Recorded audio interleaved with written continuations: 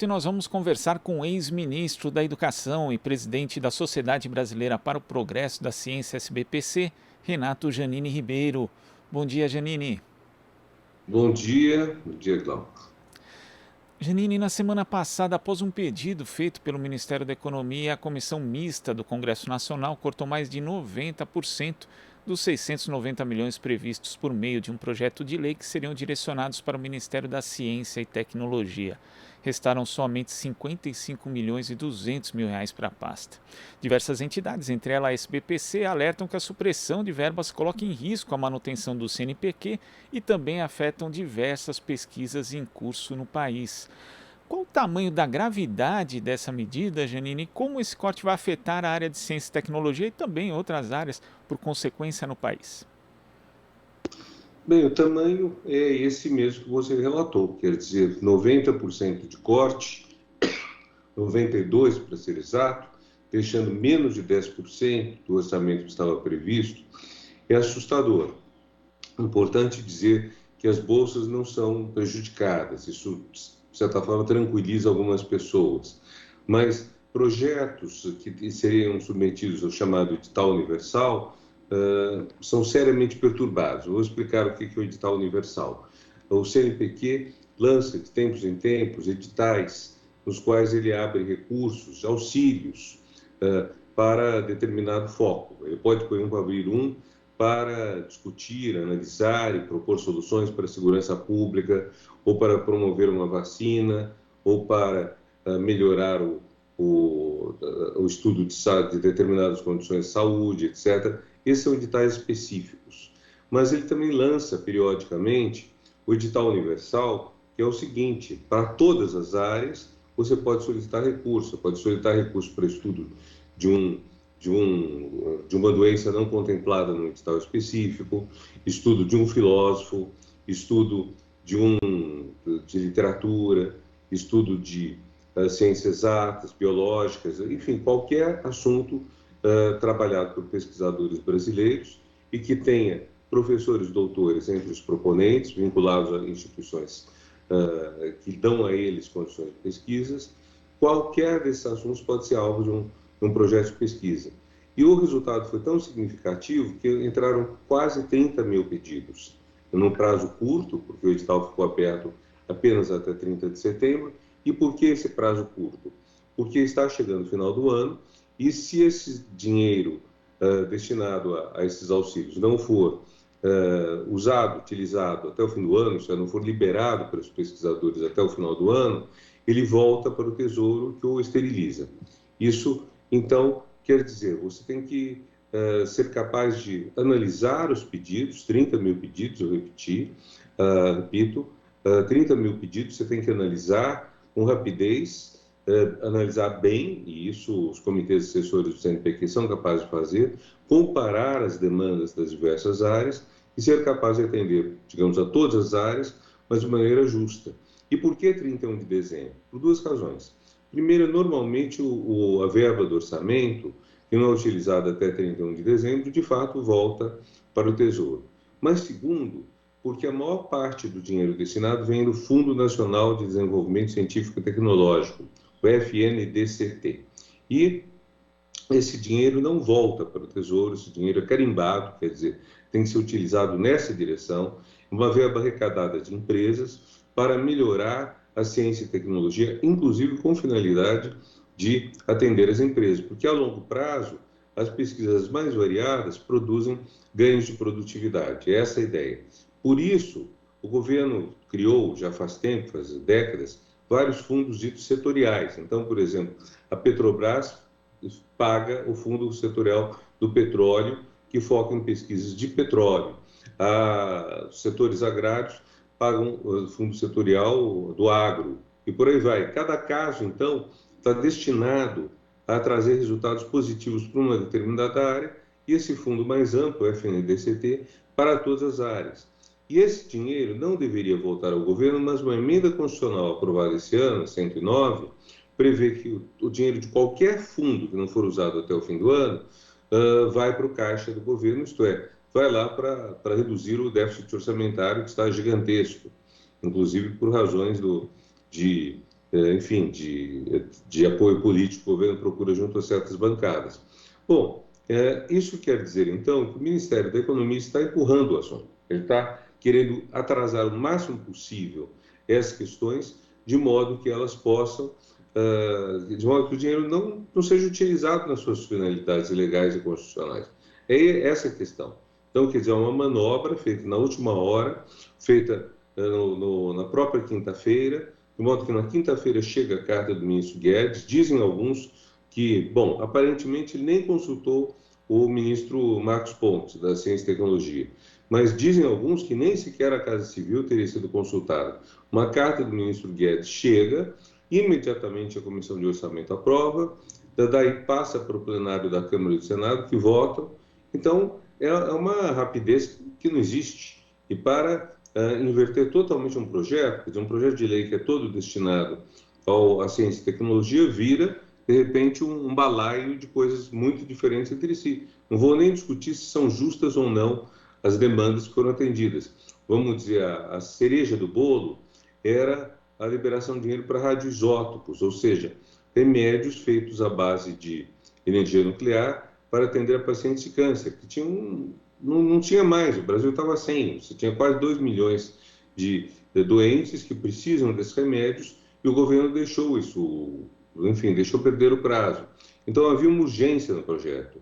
E o projeto, com isso faz parte da ciência e tecnologia, e foi praticamente o que restou de ciência e tecnologia nesse projeto. As outras demandas foram demandas mais variadas, enfim, é muito preocupante, porque faz que a área fique, enfim, sem condições de, por exemplo, de repor o material que está envelhecido, obsoleto, vão desde computadores até reagentes, tubos de ensaio, insumos os mais variados para pesquisa, bolsas de iniciação científica, projetos de pesquisa novos, projetos de pesquisa já em andamento, mas que necessitavam de mais recursos. Enfim, o efeito é calamitoso, é muito grande. Tanto que no texto que publicamos, eu, Helena Nader e Luiz Davidovich, que são presidente e vice-presidente da Academia Brasileira de Ciências, nós dissemos, a ciência brasileira acabou. Com isso, a gente não tem mais perspectiva de renovação das áreas que precisam de recursos o tempo todo, e é muito preocupante. Então, a SBPC, junto com a Associação Nacional de Pós-Graduandos, com a Academia de Ciências, outras entidades, vai fazer esse dia 15, dia do professor, sexta-feira, depois de amanhã, um dia nacional de mobilização pela ciência. Nós vamos ter, às 14h, uma mesa redonda com parlamentares, convidamos também representantes do Ministério da Ciência, o presidente do CNPq e outras entidades. Então, às 13h30 começa, digamos, o aquecimento da mesa, e às 14h nós começamos a mesa propriamente dita para ver que soluções pode haver. Nós queremos pressionar o governo para que ele mande um novo projeto de lei, contemplando dessa vez os recursos necessários mesmo ao CNPq, que foram eliminados na última hora do projeto de lei. Janine, quando você fala dessa questão da falta de perspectiva, né? O governo, por meio do Ministério da Ciência e Tecnologia, o CNPq, lançam a chamada universal, que você citou inclusive, em setembro. Daí os pesquisadores passam ali muito tempo, despendem muita energia elaborando suas propostas para concorrer nos editais universais e de repente vem isso, simplesmente uma notícia de que esse trabalho todo pode ter sido jogado fora. É um desrespeito brutal que não se vê em outros países e isso acaba estimulando também a chamada fuga de cérebros do Brasil? Claro, quer dizer, o Brasil historicamente tem pouca evasão de cérebros. Tem, enfim, quer dizer, se você compara com a Argentina, que é a nossa parceira no Mercosul, com a Índia, a nossa parceira no BRICS, são países que formam muita gente que historicamente deixou o país, sabe, por falta de perspectivas. O Brasil soube, mesmo nos piores momentos, manter gente aqui, talvez não por política de governo necessariamente, mas por resiliência dos nossos cientistas. Então, o que você tem, por exemplo, final do governo Fernando Henrique, você tinha muitos doutores desempregados. Hoje você tem muito doutor desempregado. Isso é um fator de evasão. Agora, quando o doutor consegue ser empregado, quando ele consegue uma função, quando ele consegue um lugar numa universidade que banque a pesquisa, que geralmente são as federais, estaduais, algumas confessionais ou comunitárias, quando ele consegue esse lugar, ele não desiste, mesmo que ele tenha que fazer das tripas coração, por assim dizer. Ele tem, às vezes, que tomar muito, enfim, tem que tomar muito cuidado, eu vou dar um exemplo que não é exatamente de coisa pequena, é de coisa muito grande, o supercomputador Tupã. Este supercomputador está instalado no Vale do Paraíba, ele faz 30 mil cálculos por segundo e é capaz de prever o clima a longo prazo. Então, ele já está prevendo que nós vamos ter seca na região limítrofe entre o Nordeste e a Amazônia. Está prevendo que vai aumentar o volume de chuvas no Rio Grande do Sul. Isso é fundamental para o agro, é fundamental para a área do turismo, é fundamental para o cidadão em geral também, mas quer dizer, economicamente beneficia diretamente essas duas áreas e vão fazer seus planejamentos em função da previsão de uma evolução climática de anos e anos a fio. Então, e também indica ao governo, quer dizer, se nós vamos ter redução de chuvas no Maranhão, por exemplo, quais são as políticas que os governos devem adotar para evitar isso? Matas ciliares, reflorestamento, enfim. E o que acontece? Esse supercomputador tem 6 anos de vida realmente boa e ele está 10 anos lá. Deveria ter sido comprado o novo já no governo Temer. Não foi. Então, o que está acontecendo? Por um lado, o governo falou em não pagar a conta de luz dele esse ano, que é alta, são 5 milhões, sim, mas vamos dizer, o que ele rende ao Brasil é muito mais. Por outro lado, para mantê-lo em funcionamento, a equipe do INPE, do Instituto Nacional de Pesquisas Espaciais, já está fazendo, enfim, concertos de improviso, mas que não são mais bancados pela assistência técnica da empresa fabricante, que só mantém assistência por 6 anos, que seria a vida útil dele. Então, eu uso isso como um caso concreto, grave, gravíssimo, mas também como metáfora dos outros casos. Quantas pessoas estariam precisando agora atualizar suas máquinas, seus equipamentos, vão continuar trabalhando com equipamentos já um pouco atrasados, já obsoletos, mas vão continuar trabalhando, não deixam o Brasil. Agora, o que acontece? Se você é um doutor, fez o doutorado, tem 28, 30 anos, e não há concurso, não há espaço seu de emprego, você vai viver um tempo de bolsa de pós-doutorado? Sim, vive. Mas como bolsa de pós-doutorado, você não tem um vínculo, não está contando para aposentadoria, não tem certeza que vai continuar na universidade em que você está fazendo seu pós-doutorado. Então, de repente, você tem uma ótima proposta para o estrangeiro, por que você iria recusar? Alguns desses nossos doutores e pós-doutores são pessoas que fizeram uma parte do seu doutorado em laboratórios internacionais e se destacaram lá. Então, as pessoas às vezes convidam a ficar. E tanto por obrigação legal, porque o Brasil pagou a bolsa e quer que elas voltem, quanto por convicção mesmo, essas pessoas preferem ficar no Brasil. Mas até quando você consegue isso? A revista Piauí desse mês tem um artigo, que ela até autorizou a SBPC a republicar com acesso livre no Jornal da Ciência Online. A SBPC tem um artigo que justamente trata disso, sabe? De vários casos dessa retirada, dessa saída de jovens que estão perdendo o ânimo, estão indo embora. E aí, o que a gente faz? A gente dá a nossa inteligência de presente para o exterior. A gente, em vez de utilizar a nossa inteligência para aumentar, melhorar as condições sociais e econômicas do Brasil, manda embora. E o Brasil, enquanto isso, vai o quê? Vai continuar exportando matéria-prima não trabalhada, vai continuar exportando soja, ou então criação de frango, ou minerais. Tudo isso é nobre, é importante, mas se a gente trabalha isso no Brasil, se a gente destaca isso aqui, a gente aumenta significativamente a qualidade da nossa sociedade. É isso que é a evasão de cérebros.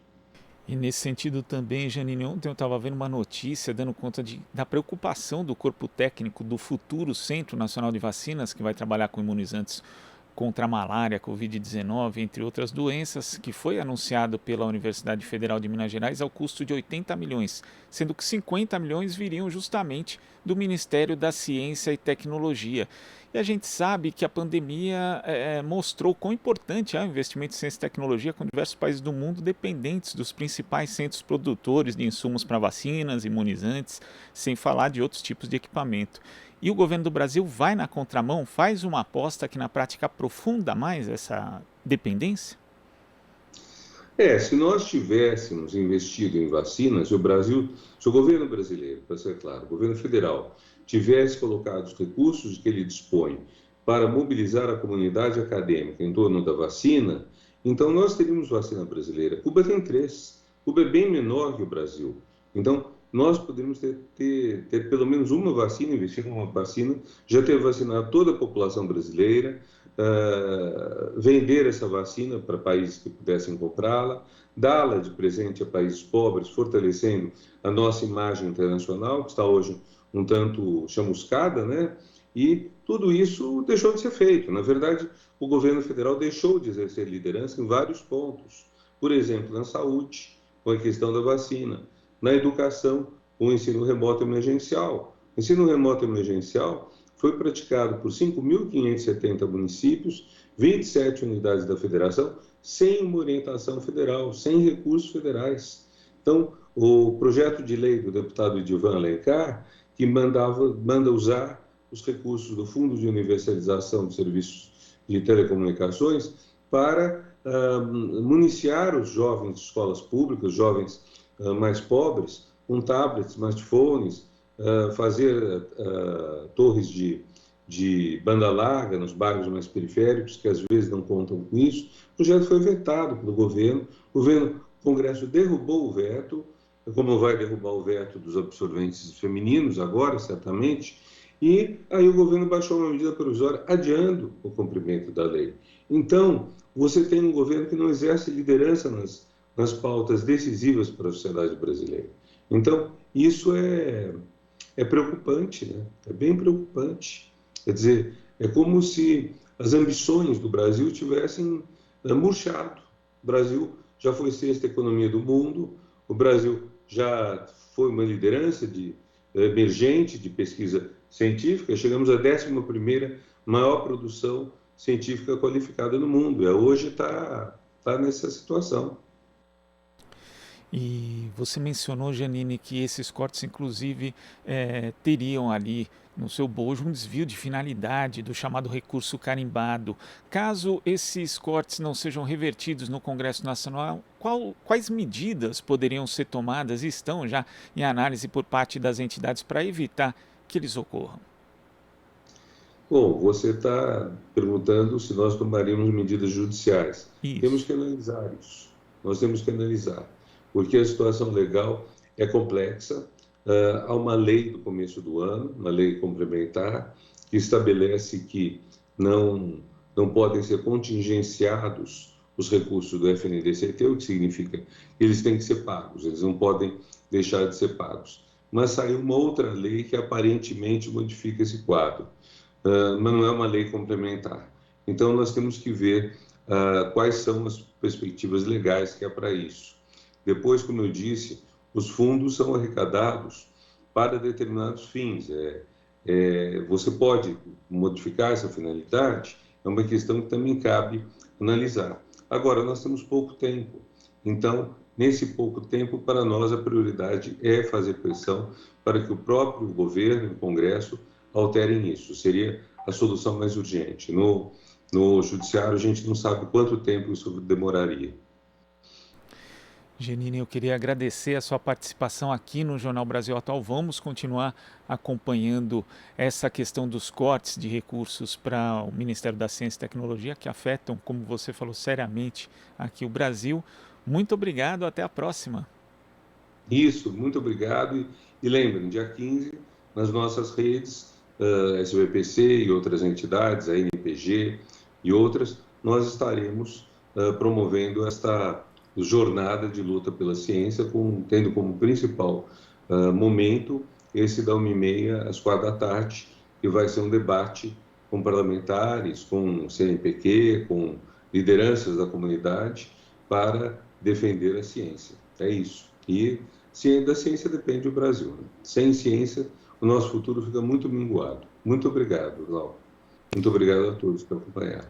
Nós que agradecemos. Conversamos aqui com o ex-ministro da Educação e presidente da Sociedade Brasileira para o Progresso da Ciência, SBPC, Renato Giannini Ribeiro. Você está ouvindo Jornal Brasil Atual. As notícias que os outros não dão.